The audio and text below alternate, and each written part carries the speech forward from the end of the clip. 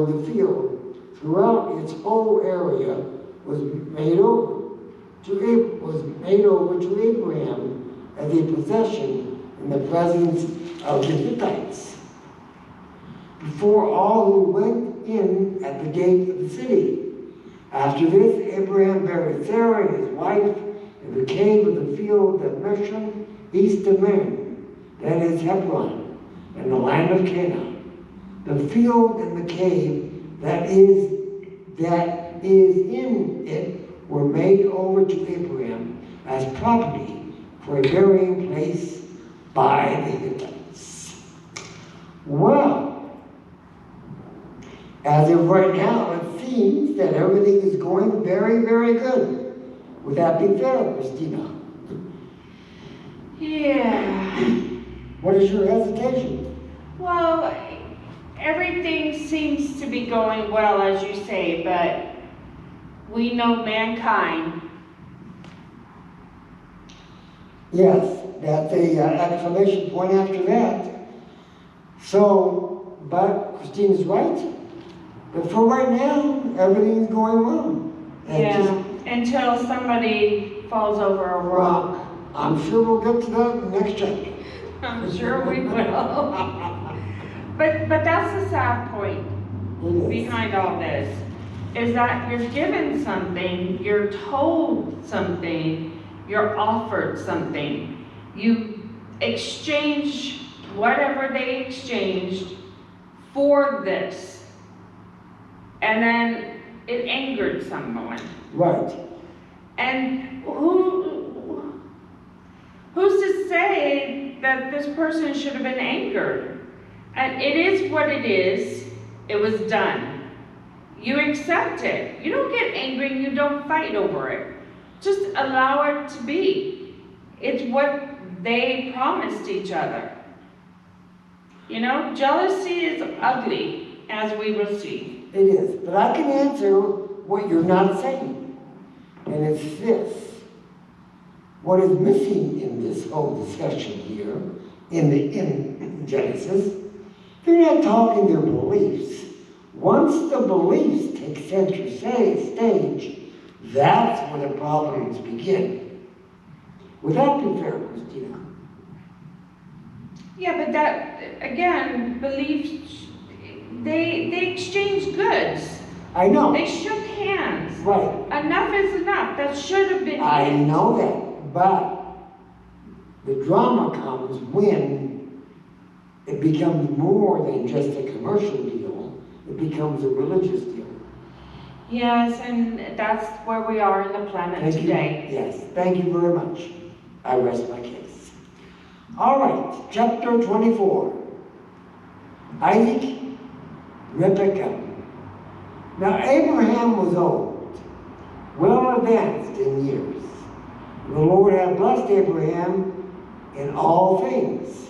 And Abraham said to his servant, the oldest of his household, who had charge of all that he had, put your hand under my thigh, that I may make you swear by the Lord, the God of heaven and the God of earth, that you will not take a wife for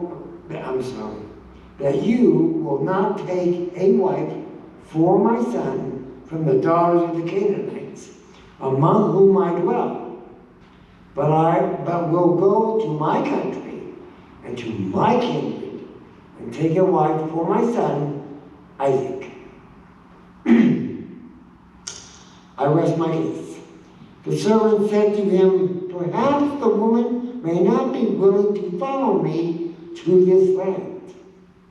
Must I then take your son back to the land from which you came?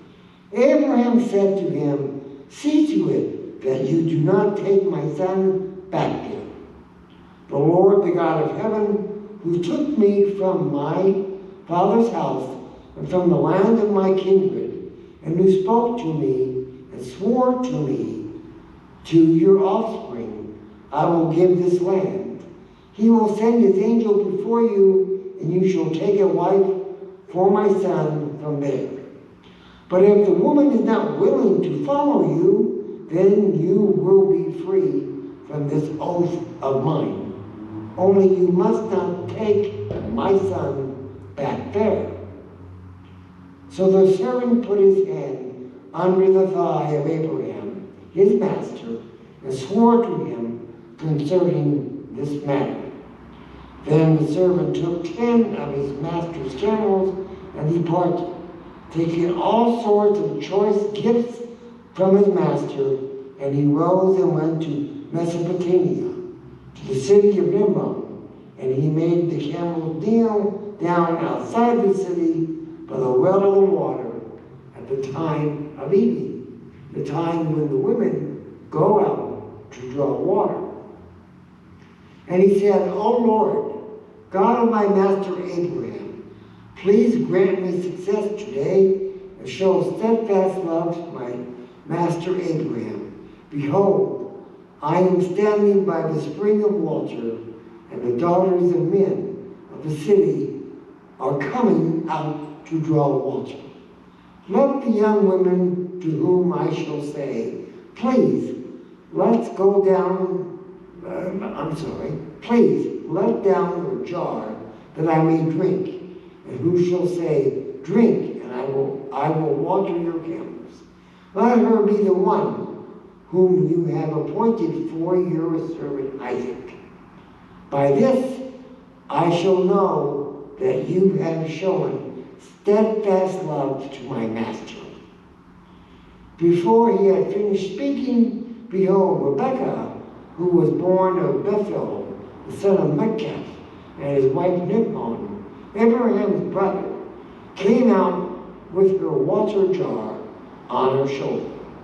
The young woman was very attractive in appearance, a maid, whom no man had known. She went down to the spring and filled her jar and came up. Then the servant ran to meet her and said, please give me a little water to drink from your jar. She said, drink, my lord. And she quickly let down her jar upon her hand and gave him a drink. When she had finished giving him a drink, she said, I will draw water for your camel also, until they had finished drinking. So she quickly emptied her jar into the trough and ran again to the well to draw water, and she drew for all his camels. The man gazed at her in silence to learn whether the Lord had prospered his journey or not. Then the camels had finished drinking. The man took a gold ring weighing a half shekel and 2 bracelets from her arm weighing 10 gold shekels, and said, please tell me please tell me whose your daughter you are. Is there room in your father's house for us to spend the night?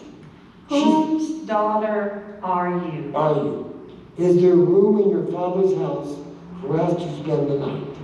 She said to him, I am the daughter of Bethuel, the son of Machir, whom she bore to Nimrod.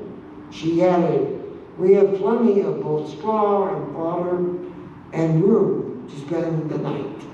The man bowed his head and worshipped the Lord and said, blessed be the Lord, the God of my master Abraham, who has not forsaken his steadfast love and his faithfulness towards my master. As for me, the Lord has let me in the way to the house of my master's kinsman. Then the young woman ran and told her mother's household about these things. Let's just stop there for a second. What do you think, Christina? Are things going well? Well, yeah, because he asked God to guide him to find a wife for Isaac. And obviously it is within Abraham's family line that he finds this woman. So, it all sounds good and dandy. Okay, I agree. Obviously, she's not first or second cousin, which is good. And he's not a Well, that's not sister. Christina, that's not necessarily true. Well, she's not a sister. No, yeah, that is true. It would not be said that way. But beyond that, I don't think there are any rules. Well, I think you can marry your second cousin. Well, So- we're not talking now, we're talking then. No, well, then they married brother and sister. So, Well, some did, they did. yeah, that's what I'm saying. At least it's not a sister. No. It could be a second or third cousin, but it's not a sister, Right, exactly. which is good for him, for Isaac. Yes, So all looks good. that's true. All right. Verse 29.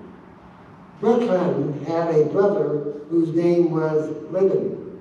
Laban ran out towards the man to the spring. As soon as he saw the ring and the bracelets on his sister's arm and heard the words of Bethuel, his sister, thus the man spoke to me. He went to the man, and behold, he was standing by the camels at the spring. He said, come in, O blessed of the Lord. Why do you stand outside? For I have prepared the house and a place for the camels. So the man came to the house and unharnessed the camels and gave straw and fodder to the camels. And there was water to wash his feet and the feet of the men who were with him. Then the